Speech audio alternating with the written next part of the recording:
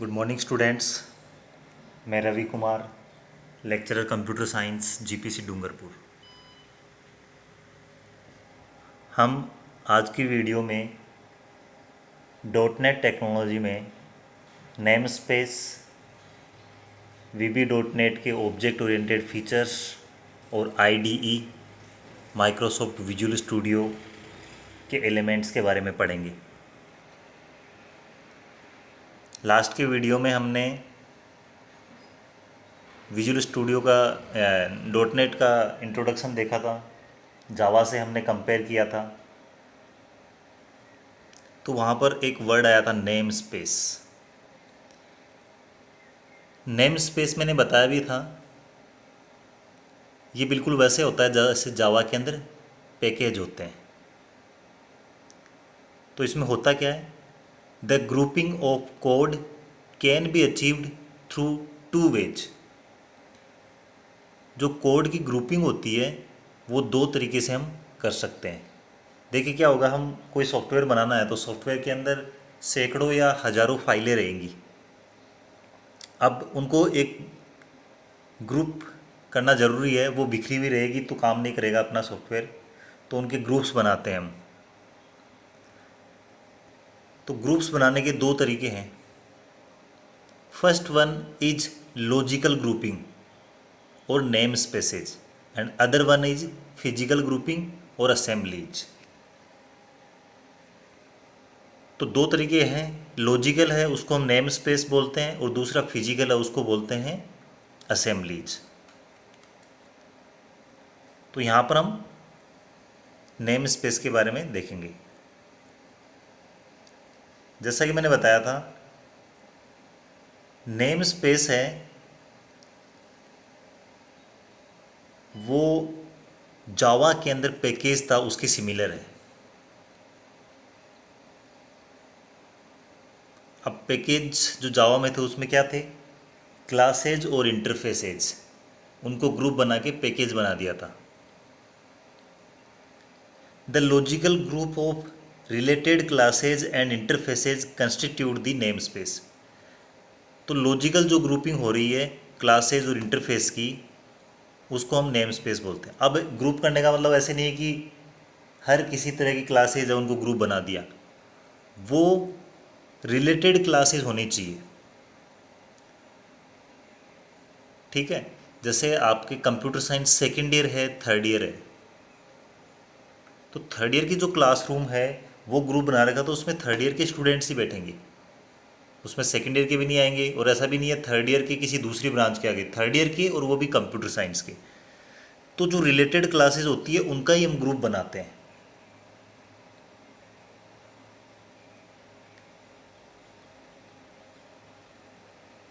The name spaces can be used in any dot net programming language. तो ये जो हमने नेम स्पेस बना के रखी हुई है वो किसी भी डॉट नेट प्रोग्रामिंग लैंग्वेज में हम यूज कर सकते हैं। There are mainly useful to avoid the name conflicts between the classes. तो मेनली ये यूजफुल किस लिए होती है, ताकि नेम कन्फ्लिक्ट नहीं हो क्लासेज में। You can refer using the name space name dot class name, thus we can have same class in two different name spaces.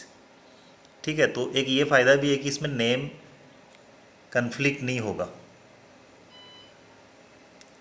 क्योंकि हम इसका नाम कैसे लिखेंगे, name space dot class name. जैसे कि जावा में क्या लिखते हैं, package name dot class name, तो यहाँ पर नेम स्पेस का नाम डॉट क्लास का नाम। तो कन्फ्लिक्ट किस तरह से नहीं होगा, देखिए जैसे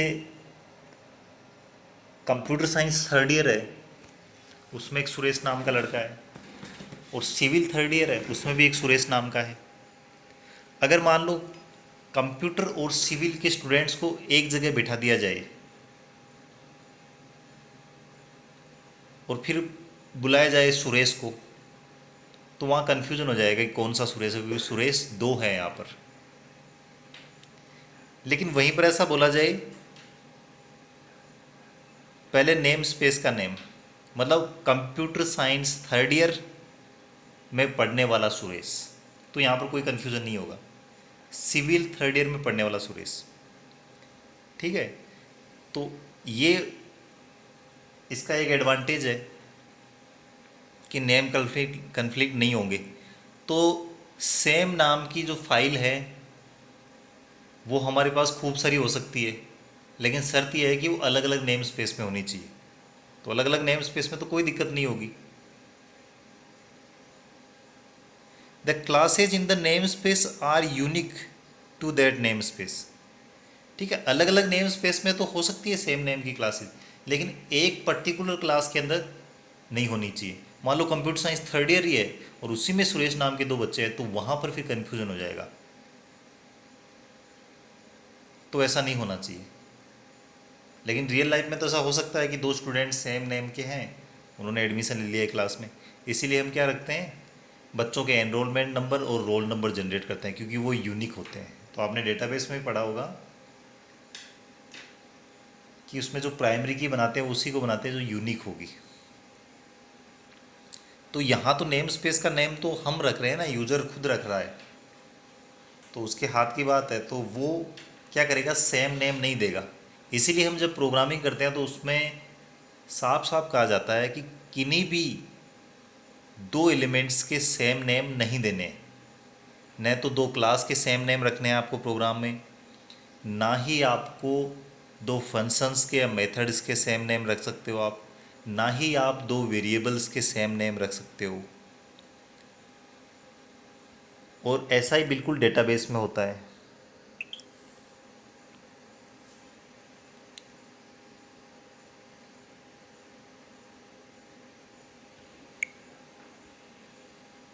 ठीक है। तो कहीं भी आप जैसे फाइल बना रहे हो एक फोल्डर में, वहाँ पर भी आप देखना,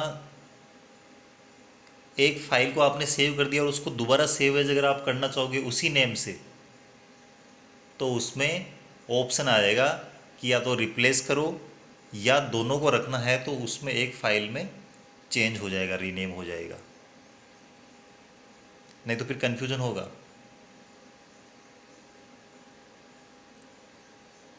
तो क्लासेज नेम स्पेस के अंदर तो यूनिक रहेगी, अलग अलग नेम स्पेस में सेम नाम से क्लास हो सकती है।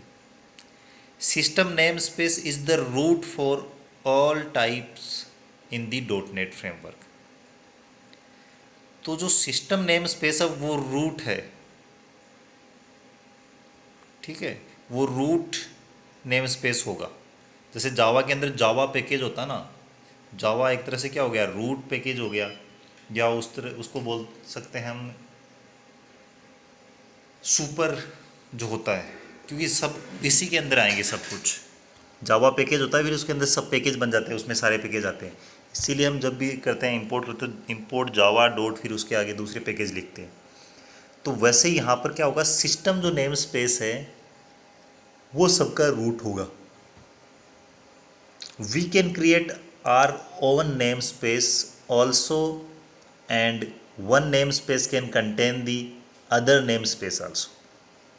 हम खुद का नेम स्पेस भी बना सकते हैं, और एक नेम स्पेस के अंदर भी दूसरे नेम स्पेस हो सकते हैं। जैसे जावा में होता है पैकेज, होता है पैकेज के अंदर खूब सारे सब पैकेज आ जाते हैं, तो वैसे एक नेम स्पेस होगा, उसके अंदर खूब सारे नेम स्पेस आ जाएंगे। The organized way of arranged leads to the efficient searching of the classes. तो अगर हम ऑर्गेनाइज तरीके से अरेंज करके रखेंगे नेम स्पेसेस को, और फिर नेम स्पेस में उसके सब नेम स्पेसेज हैं, फिर उनमें उनकी क्लासेज हैं, तो बहुत ही एफिशिएंट वे में हम उनको सर्च कर सकते हैं क्लासेज को उनमें। In this framework also we are using notation to represent the name space hierarchy. जैसे यहाँ पर एक एग्जांपल है, तो जैसा कि मैंने बताया सिस्टम क्या है, रूट नेम स्पेस है, तो सिस्टम तो सबसे पहले आएगा ही। फिर सिस्टम के अंदर क्या है, मैथ। सिस्टम के अंदर क्या है, डेटा भी है। सिस्टम में क्या है, एक्सएमएल भी है। तो इस एग्जांपल के अंदर सिस्टम रिप्रेजेंट कर रहा है नेम स्पेस को, और यहाँ पर मैथ है, डेटा है और एक्सएमएल है, वो क्लास नेम है यहाँ पर। The class libraries can be referred by importing those name spaces into our application.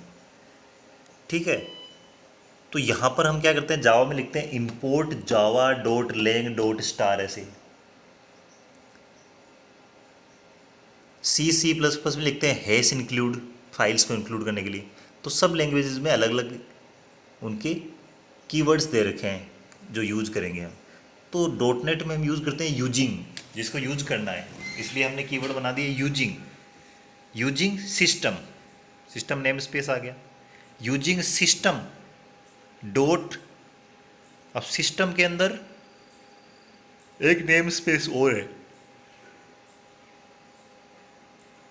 जो है विंडोज, और फिर विंडोज के अंदर क्या है, क्लास है forms. Now we can write directly message box dot show hello. Interfaces are collection of properties, methods and events. These interfaces are implemented in the classes. तो interfaces भी क्या होता है, क्लासेज ही होती है, पर वो क्या होती है, प्योर एब्स्ट्रैक्ट क्लासेज होती है, और इंटरफेसेस को हम इम्प्लीमेंट करते हैं क्लासेज में। अब डॉट नेट के ऑब्जेक्ट ओरिएंटेड फीचर्स हम देखते हैं, क्या ऑब्जेक्ट ओरिएंटेड फीचर्स होते हैं। जितनी भी ऑब्जेक्ट ओरिएंटेड लैंग्वेजेस है उनमें लगभग जो फीचर्स है वो कॉमन रहते हैं। Dot net platform is supporting all the object oriented concept. जितने भी ऑब्जेक्ट ओरिएंटेड कंसेप्ट हैं उनको सबको सपोर्ट करता है dot net platform. Object oriented programming concentrate on data rather than the procedure. ठीक है, ये हमने सी प्लस प्लस में भी देखा, हर एक जगह यही बोलते हैं कि जो प्रोसीजर ओरिएंटेड लैंग्वेज थी सी लैंग्वेज जैसे, वो किस पर फोकस कर रही थी, प्रोसीजर पर, कि प्रोसीजर क्या होगा काम करने का, किस तरीके से किया जाएगा, उस पर ज़्यादा फोकस था। लेकिन ऑब्जेक्ट ओरिएंटेड है, उसके अंदर कंसेप्ट जो हमारा कंसंट्रेशन होता है वो होता है डेटा पर। ठीक है, रादर देन प्रोसीजर, कैसे करना है उस पर हमारा फोकस नहीं है, क्या करना है उस पर फोकस है। ठीक है, तो ये डिफरेंस हो गया ऑब्जेक्ट ओरिएंटेड और प्रोसीजर ओरिएंटेड में। In this there is a decomposition of a program into a number of entities called objects। तो यहाँ पर जो प्रोग्राम है उसका डिकम्पोजिशन कर देते हैं नंबर ऑफ एंटिटीज़ में, और वो एंटिटीज़ क्या होती है, objects. Data members are hidden and they can be accessed by functions only. तो जो डेटा मेंबर्स हैं वो हिडन होते हैं और वो एक्सेस किए जाते हैं फंक्शंस के द्वारा। Communications between objects are possible through message dispatching. It is following bottom up approach। तो जो कम्युनिकेशन होता है ऑब्जेक्ट्स के बीच में वो हम करते हैं मैसेज डिस्पैचिंग से।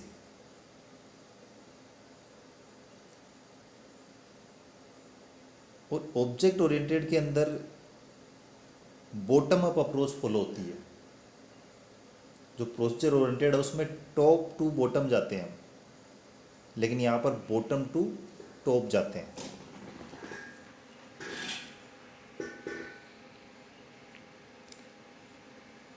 क्लासेज, क्लास क्या होती है, class is generally called blueprint और यूजर डिफाइंड डेटा टाइप। क्या बोलते हैं, ब्लूप्रिंट या यूजर डिफाइंड डेटा टाइप।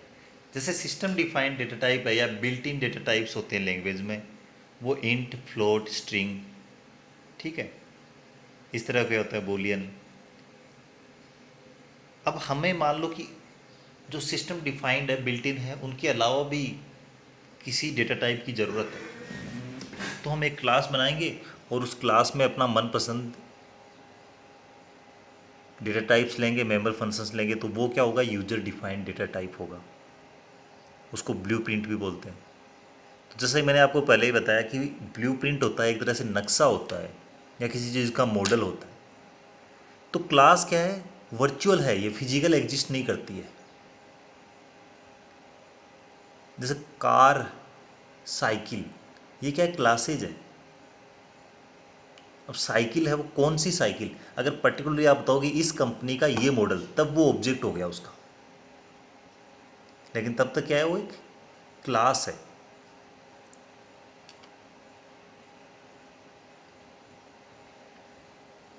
जैसे कंप्यूटर साइंस थर्ड ईयर, अब कंप्यूटर साइंस थर्ड ईयर को क्या आपने कभी देखा है कि कैसा दिखता है कंप्यूटर साइंस थर्ड ईयर, या कभी आपने टच किया है?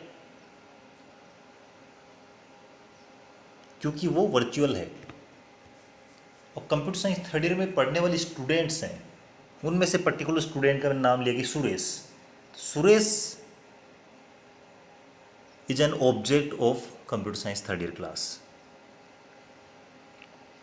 It is also a collection of objects of similar type. ठीक है, हम इसको ऐसे ही बोल सकते हैं कि ये सिमिलर टाइप के ऑब्जेक्ट्स का कलेक्शन है। कैसे?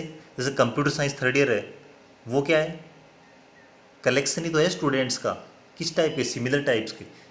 जो कंप्यूटर साइंस थर्ड ईयर में पढ़ रहे हैं उन्हीं का कलेक्शन है ना, सिविल वाले का तो नहीं है, सिविल वाला तो नहीं आएगा उसमें, सिविल वालों का अलग है। तो सेम टाइप के जो ऑब्जेक्ट्स हैं उनका कलेक्शन है। A class is consist of attributes and behaviors that are used by all the instances of that particular class। तो क्लास के जो एट्रीब्यूट और बिहेवियर होते हैं, उसके जितने भी इंस्टांसेस होते हैं, ऑब्जेक्ट्स होते हैं, सबके द्वारा यूज किए जाते हैं। Attributes are known as data members and behaviours are called member functions. तो यहाँ पर जो एट्रीब्यूट्स है वो क्या होते हैं? Data members. जो भी आपने वेरिएबल्स बनाए, कॉन्स्टेंट्स बनाए, वो एट्रीब्यूट्स होंगे क्लास के। और बिहेवियर क्या होगा? उसके जो फंक्शंस हैं, मेथड्स हैं, वो बिहेवियर होता है क्लास का। A class is an abstract entity. A class क्या होती है? एब्स्ट्रैक्ट एंटिटी होती है। Objects, objects are the real time entity. ठीक है, क्लास क्या है? वर्चुअल है, आभासी है। ऑब्जेक्ट क्या है? रियल है। They may represent a person, a place, a bank account, a table of data और any item that the program has to handle. तो इसमें एक पर्सन हो सकता है, एक जगह हो सकती है, एक बैंक का अकाउंट हो सकता है, कोई टेबल हो सकता है डेटा का, और एनी आइटम जिसको कोई प्रोग्राम हैंडल करना चाहता है। It is an instance of class. ये क्लास का क्या होता है? एक इंस्टेंस होता है। जैसे कि कंप्यूटर साइंस थर्ड ईयर का सुरेश एक इंस्टेंस है। Each object contains data. हर एक ऑब्जेक्ट की क्या रहेंगे? डेटा रहेंगे। And code to manipulate the data, और कोड रहेगा डेटा को मैनिपुलेट करना। When a program is executed the object interact by sending message to one another. जब प्रोग्राम को एग्जीक्यूट करते हैं तो ऑब्जेक्ट्स हैं वो इंटरेक्ट करते हैं एक दूसरे से मैसेजेस के द्वारा।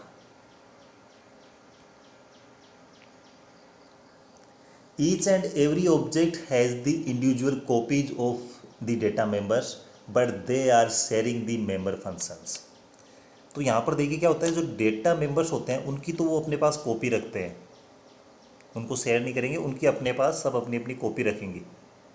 और जो मेंबर फंक्शंस हैं उनको क्या करेंगे? शेयर करेंगे। जैसे कंप्यूटर साइंस थर्ड ईयर में 20 स्टूडेंट्स हैं, तो 20 के पास अपनी अपनी नोटबुक्स है, अपनी अपनी बुक्स है।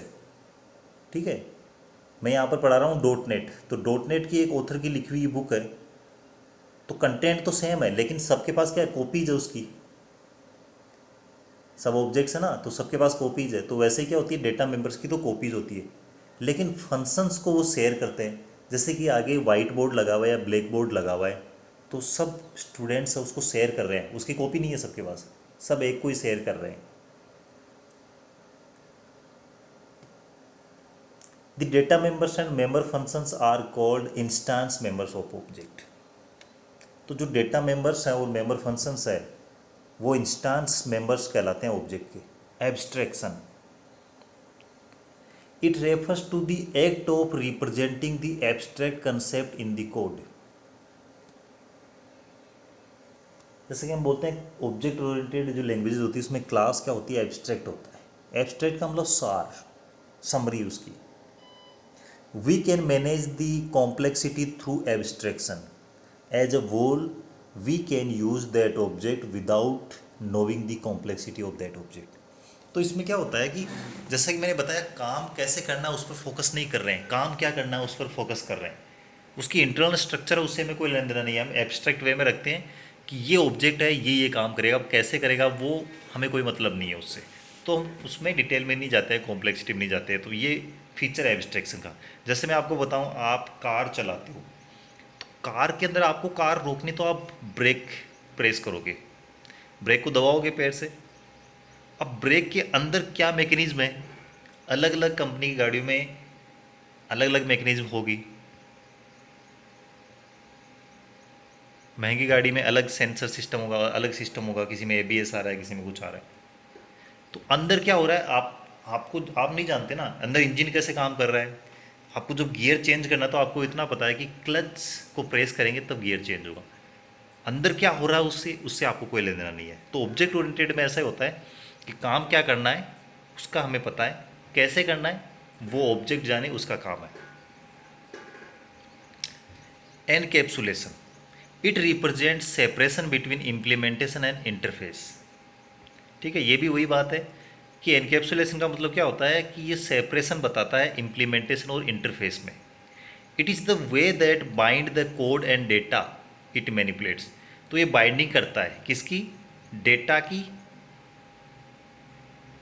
और कोड की। तो कोड कोड तो क्या हो गया, फंक्शंस मेथड्स, और डेटा क्या हो गया, member variables. They can not be accessed by the outside world. तो एनकैप्सुलेशन का मतलब क्या होता है, कैप्सूल के अंदर फिट कर दिया सबको। ठीक है, तो उसमें क्या होता है फिर आउटसाइड वर्ल्ड है उनको वो एक्सेस नहीं कर पाता। Data can be accessed only by the methods, thereby ensuring data hiding. तो सिर्फ जो क्लास के जो मेंबर फंक्शंस है वही एक्सेस कर सकते हैं। तो इसीलिए हम एनकैप्सुलेशन को यूज करके डेटा हाइडिंग भी करते हैं। बाहर की कोई है, आउटसाइड वर्ल्ड से कोई है, वो उनको एक्सेस नहीं कर पाएगा। It also provides a protective wrapper for the data and code. एक तरह से क्या है, प्रोटेक्टिव रेपर है डेटा और कोड के लिए। Inheritance, it refers the process by which one object acquires the properties of another object. Inheritance में क्या होता है कि एक ऑब्जेक्ट है वो प्रॉपर्टी एक्वायर करता है, ग्रहण करता है उसकी प्रॉपर्टीज को दूसरे ऑब्जेक्ट की। जैसे रियल लाइफ में एग्जांपल देंगे तो मदर और फादर होते हैं, उनकी प्रॉपर्टी जाती है उनकी चाइल्ड में। ठीक है, बच्चा होता है उसमें माता पिता की प्रॉपर्टी जाती है, उनका रंग रूप, उनकी हाइट, वो जो शरीर की जो बनावट है वो माता पिता से उसके अंदर आती है। तो हमारी प्रोग्रामिंग में बिल्कुल ऐसा होता है, अगर कोई क्लास है और उसकी चाइल्ड क्लास बनाएंगे तो जो पेरेंट क्लास है उसकी सारी जो प्रॉपर्टीज है, मेंबर फंक्शंस है, डेटा मेंबर्स है, वो सारे उसके अंदर आ जाएंगे। ठीक है, प्राइवेट वाले नहीं आएंगे, बाकी सब आ जाएंगे। We can add new additional features to the existing one and thus a new one can be created easily, thus it provides the reusability। तो वो जो पेरेंट वाले फीचर्स तो उसमें आ ही गए, उसके अलावा भी दूसरे फीचर उस क्लास में ऐड कर सकते हैं।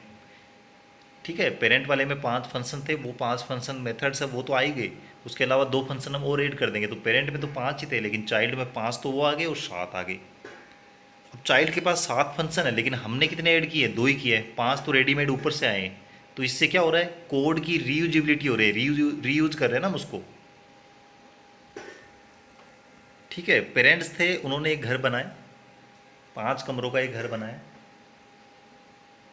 अब उनका जो चाइल्ड है, उनकी जो संतान है, उसके पास ऑलरेडी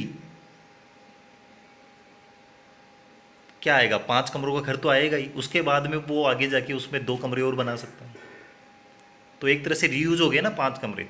ऐसा नहीं है कि पेरेंट्स है वो उनकी डेथ के बाद में वो 5 कमरे हैं वो उसके सन को नहीं मिलेंगे, वो गायब हो जाएंगे कहीं उनके साथ। तो रीयूज हो रहा है यहाँ पर। इसी तरह से कोड को हम रीयूज करते हैं। पोलीमॉर्फिज्म, पोलीमॉर्फिज्म मीन्स मैनी फॉर्म्स। पोलीमॉर्फिज्म, ये जो वर्ड है, पोली का मतलब होता है एक से ज़्यादा, मॉर्फिज्म का मतलब होता है फॉर्म्स। ठीक है, It is a feature that allows one interface to exhibit different behavior according to the action it is used in implementing inheritance. तो इनहेरिटेंस को इम्प्लीमेंट करने के लिए इसको काम में लेते हैं। देखिए पॉलीमॉर्फिज्म क्या होता है, जैसे फंक्शन ओवरलोडिंग आपने पढ़ी है, वो पॉलीमॉर्फिज्म में आता है। तो फंक्शन ओवरलोडिंग क्या होता है कि जब एक ही क्लास के अंदर, हमने क्या कहा पहले, सेम नाम से एक से ज़्यादा फंक्शन नहीं होने चाहिए, यूनिक होनी चाहिए क्लास का नाम, फंक्शन का नाम। लेकिन हम क्या करते हैं, कई बार एक से ज़्यादा फंक्शन बनाते हैं जिनके नेम सेम होते हैं। तो आप बोलोगे आपने तो बताया नहीं रख सकते, बिल्कुल नहीं रख सकते। अगर आपने पूरा सिग्नेचर, पूरा का पूरा फंक्शन वैसा का वैसा रख दिया तब एरर आ जाएगी। तो हम क्या करेंगे, उसमें कुछ चेंज कर देंगे। क्या चेंज कर सकते हैं, उसके अंदर जो आर्ग्यूमेंट्स पास कर रहे हैं, पैरामीटर पास कर रहे हैं, उनको हम चेंज कर देंगे। ठीक है, नेम सेम रहेगा। जैसे दो वेरिएबल्स को जोड़ने का हमने एक फंक्शन बनाया सम, तो दो को जोड़ दिया। अब तीन को जोड़ना है, तो तीन को वो फंक्शन तो जोड़ नहीं पाएगा, तो दूसरा बनाएंगे। अब क्योंकि हमारे फंक्शन का नेम है, वो तो काम तो क्या कर रहा है, जोड़ने का ही कर रहा है, तो उसका भी नाम तो सम ही रखेंगे हम, क्योंकि नाम वैसा ही होना चाहिए, प्रोग्राम को रीडेबल बनाना है अपने को, तो जिससे उसका जो काम समझ में है, जैसा काम कर रहा है वैसा ही नाम होना चाहिए फंक्शन का, तो नाम तो सम ही रखेंगे। तो यहाँ पर क्या है, दो फंक्शन के नाम तो एक जैसे हो गए, लेकिन नंबर ऑफ पैरामीटर्स पास कर रहे हैं वो अलग हो गए। तो इस तरह से हम क्या है, दो नंबर को जोड़ने का फंक्शन हो गया, 3 को, 4 को, 5 को, 6 को, 7 को, और सब का नाम सम रख देंगे, क्योंकि सब में जो नंबर ऑफ पैरामीटर्स पास कर रहे हैं वो अलग है। तो नंबर ऑफ पैरामीटर्स भी अलग हो सकते हैं, किसी में 2, 4, 5, 3, और उनकी सीक्वेंस भी चेंज हो जाएगी, तो भी वो अलग फंक्शन बनाया जाएगा। पहला वाला फंक्शन लिया, उसके अंदर मान लीजिए पहला फ्लोट था, दूसरा इंट था। दूसरा वाला मैंने फंक्शन बनाया उसी नाम का, उसमें पहला पैरामीटर इंट हो गया, दूसरा फ्लोट हो गया, तो वो क्या हो गया, सिग्नेचर चेंज हो गया, उनका नेम सेम है, तो वो अलग अलग फंक्शन माने जाएंगे। अब जब आप पैरामीटर्स पास करोगे तो जो सीक्वेंस रहेगी वो वाला ही कॉल हो जाएगा। अगर आपने फंक्शन कॉल किया सम, अब दोनों फंक्शन का नाम सम ही है और पैरामीटर भी दोनों में दो दो है, तो अब कन्फ्यूजन हो जाएगा किसको कॉल करें। लेकिन यहाँ कन्फ्यूजन नहीं हो रहा। अगर आप पहला पैरामीटर इंट पास करोगे, दूसरा फ्लोट, तो वो वाला फंक्शन कॉल हो जाएगा, और पहला फ्लोट और दूसरा इंट करोगे तो वो वाला दूसरा वाला हो जाएगा। अब ये तो होती है फंक्शन ओवरलोडिंग। एक फंक्शन ओवरराइडिंग भी होती है। ओवरराइडिंग क्या होती है, पेरेंट क्लास के अंदर तो उस नाम का फंक्शन है ही, चाइल्ड ने भी उसी क्लास का फंक्शन बना लिया, उसी नाम का फंक्शन बना लिया। तो ये पॉलीमॉर्फिज्म में जो ओवरराइडिंग होती है वो इनहेरिटेंस जब इम्प्लीमेंट करते हैं वहाँ पर काम में आती है, ये भी हम देखेंगे।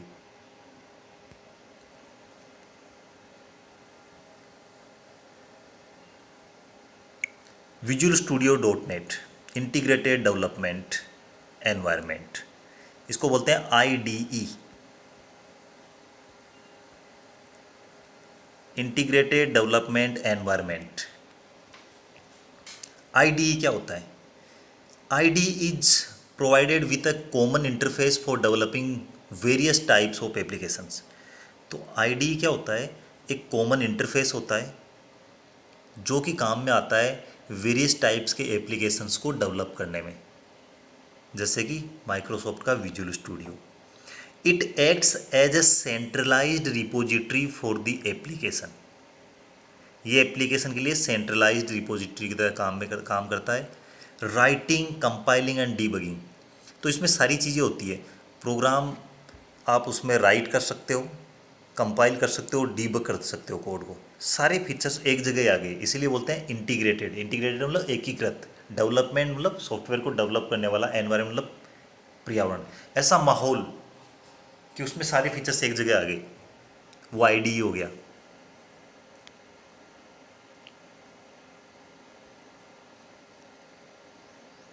It acts as a centralized repository. Each and every Visual Studio uses the different versions of framework. तो हर एक जो विजुअल स्टूडियो है वो डिफरेंट वर्जन्स को यूज करता है फ्रेमवर्क के।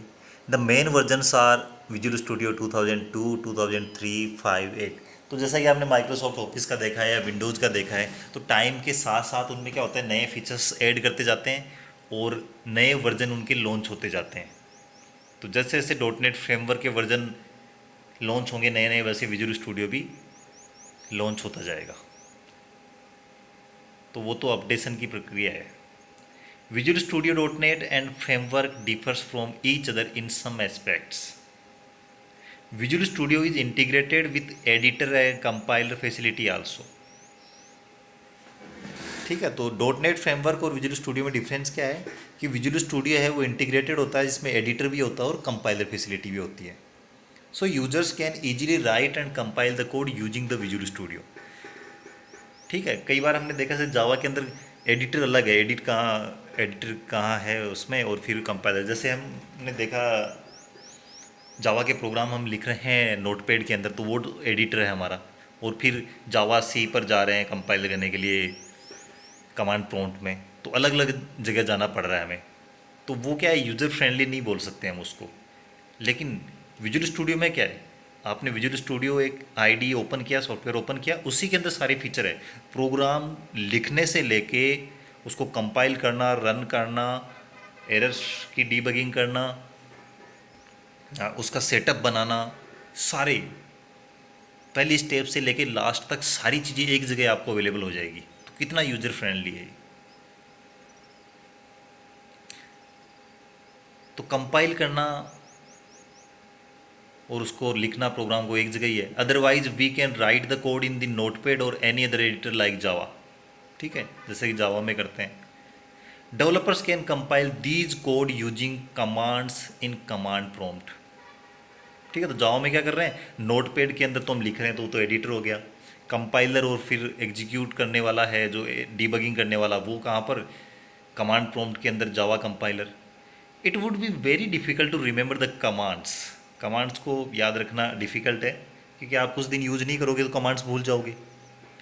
Visual Studio is enriched with all GUI features. इसके अंदर सारे जीयूआई फीचर्स हैं। जावा के अंदर आपको नोटपैड में क्या, हर एक चीज़ टाइप करनी पड़ेगी। अगर आपको बटन बनाना है तो बटन का जितना कोड आपको लिखना पड़ेगा। आप सोचिए उसमें फंक्शन साउंड को याद रखना कितना मुश्किल है। लेकिन विजुअल स्टूडियो में हम देखेंगे, विजुअल स्टूडियो को प्रैक्टिकली, उसमें सारा जीयूआई फीचर्स है। Drag and drop facility, button बना बनाया है, आप ड्रैग एंड ड्रॉप उसको जहाँ लगाना है वहाँ लगा दो। Navigation facility, compilation and execution environment also. The ID provides the rich environment for writing, debugging, compiling and executing the application. तो देखिए, आईडी इंटीग्रेटेड डेवलपमेंट एनवायरनमेंट है माइक्रोसॉफ्ट विजुअल स्टूडियो, ये कितना अच्छा है। इसमें प्रोग्राम को लिख सकते हो, डीबग कर सकते हो, कंपाइल कर सकते हो, एग्जीक्यूट कर सकते हो। But for running the application framework has to be installed in the machine. लेकिन प्रोग्राम को आपको रन कराना है, उसके लिए जो डॉट नेट का फ्रेमवर्क है वो आपके सिस्टम में इंस्टॉल होना जरूरी है।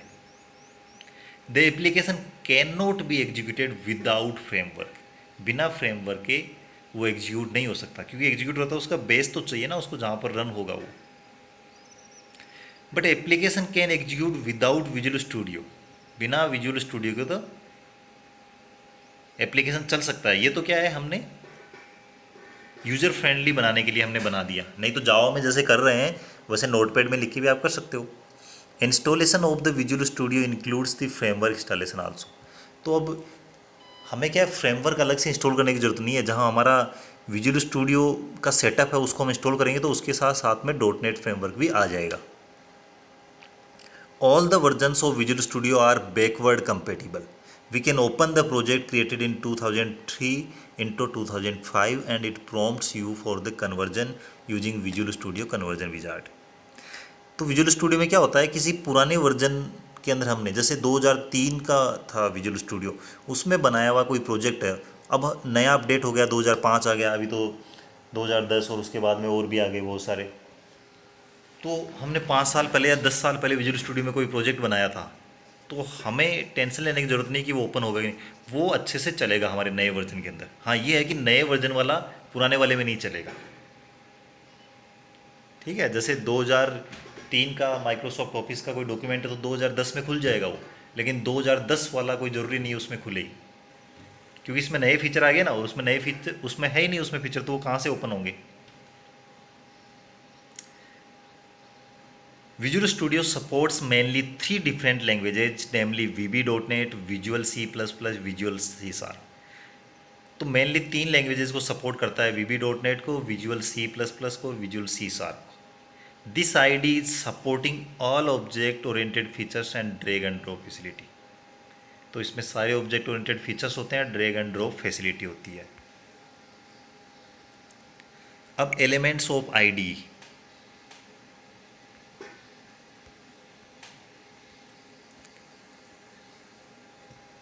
आईडी इंटीग्रेटेड डेवलपमेंट एनवायरनमेंट, उसके अंदर कौन कौन से कंपोनेंट्स होते हैं। विंडोज फॉर्म्स डिजाइनर, अभी आगे की हम स्लाइड्स में देखेंगे कि कैसा वो दिखता है। अभी एक बार देख लेंगे कि क्या होता है। Windows forms designer, it allows you to add controls to a form. तो इसमें क्या है, एक फॉर्म खुलता है, एक विंडो खुलता है, और ये आपको अलाउ करता है, इसके अंदर आप कंट्रोल्स को ऐड कर सकते हो। कंट्रोल्स कौन से होते हैं, text box, button, radio button, check box, label.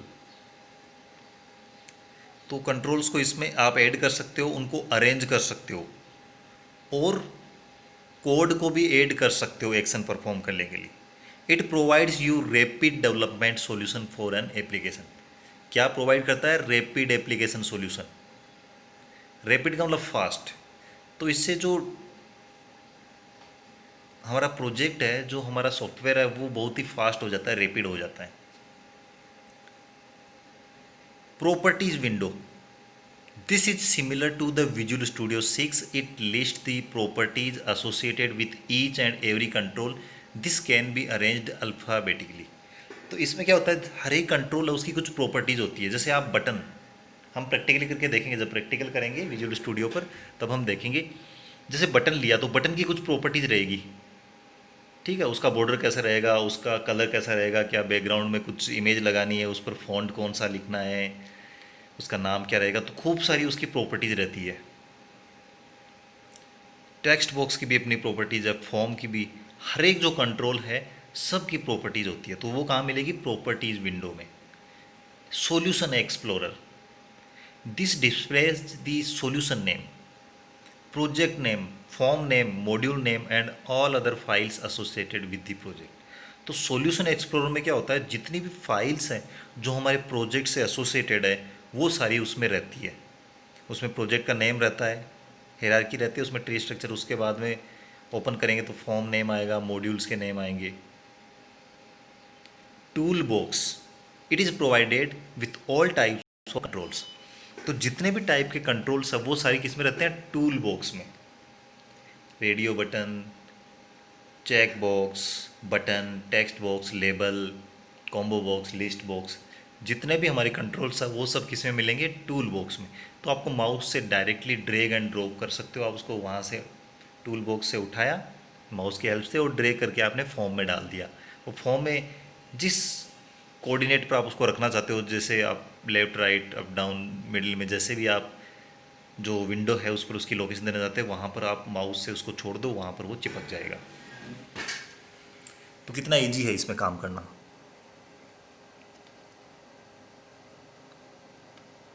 They can be easily dragged and dropped in the form.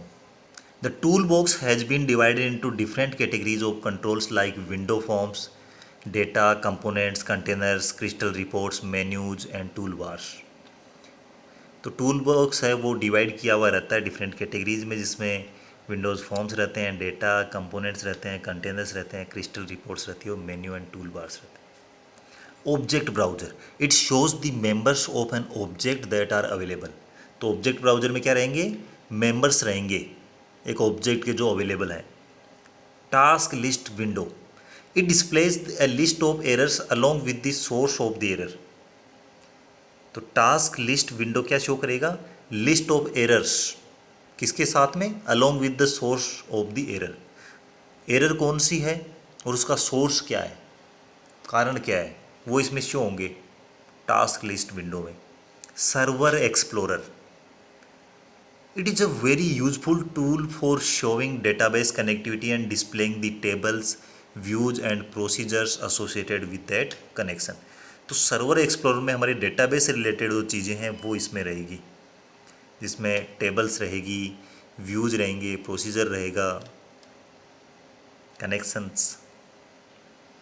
Dynamic help, it provides you with context sensitive help, इसमें हेल्प रहेगी। Class view, it displays the classes methods and properties. Code and text editor window, it allows you to enter and edit code and text. Visual basic terms, the following key terms are important for developing a VB.NET application. Design time,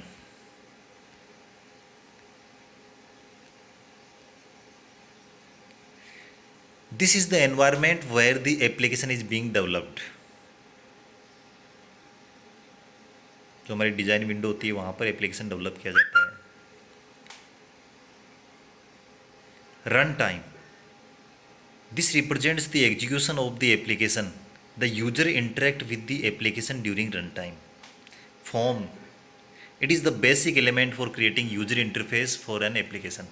अगर हमें user application का जो interface बनाना है तो सबसे पहली चीज़ खुलती है वो फॉर्म। जैसे आप प्रोजेक्ट ओपन करोगे तो फॉर्म अपने आप खुल के आएगा सीधा, वो आपको टूल बॉक्स से ऐड नहीं करना है, क्योंकि वो तो प्राइमरी चीज़ है, उस पर ही तो सारे कंट्रोल्स हैं, उनको लाके हम चिपकाएंगे। Controls, these are controls which are use to manipulate the information. ये इंफॉर्मेशन को जो मैनिपुलेट करने वाले कंट्रोल्स है वो इस पर रहते हैं। Properties, these are known as characteristic of a control such as caption, colour, size. ठीक है, हर एक कंट्रोल की प्रॉपर्टीज रहेगी। Methods, the action that can be performed by the object and on the object. Events, these are the actions that can be recognized by a form or control. These can be generated by the user, operating system or application interact with the control. तो events होगी, किसी भी control पर आप कुछ interact करेगा user तो उससे कोई ना कोई इवेंट जनरेट होगी।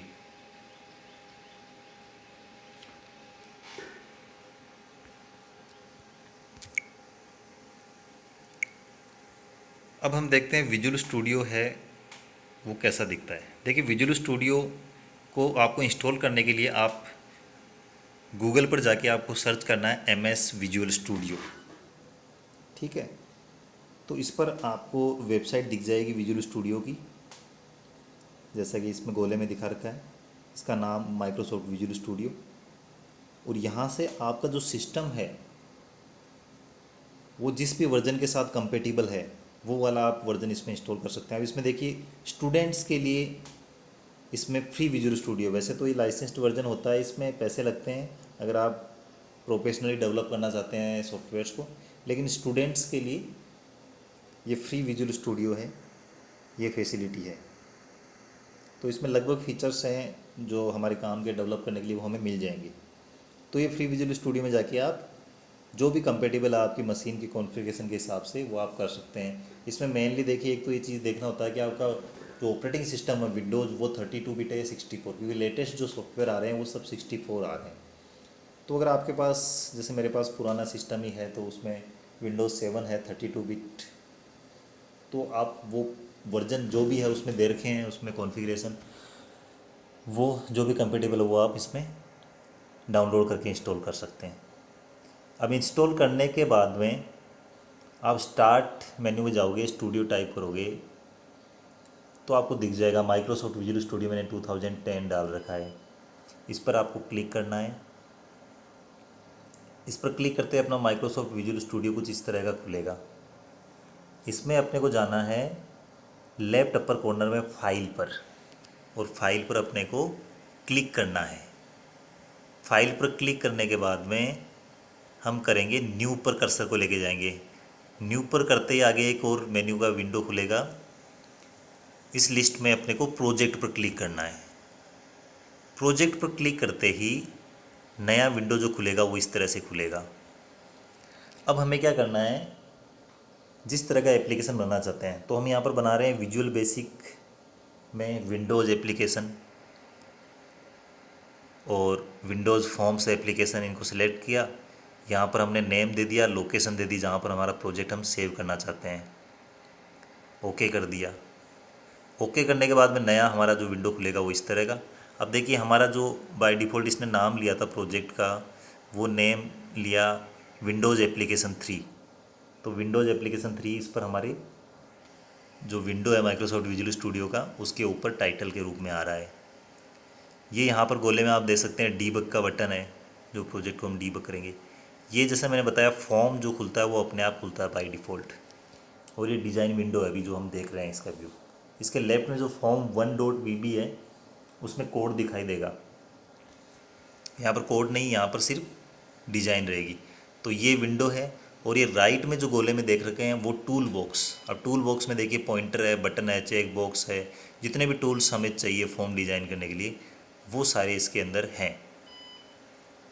तो यहाँ से माउस से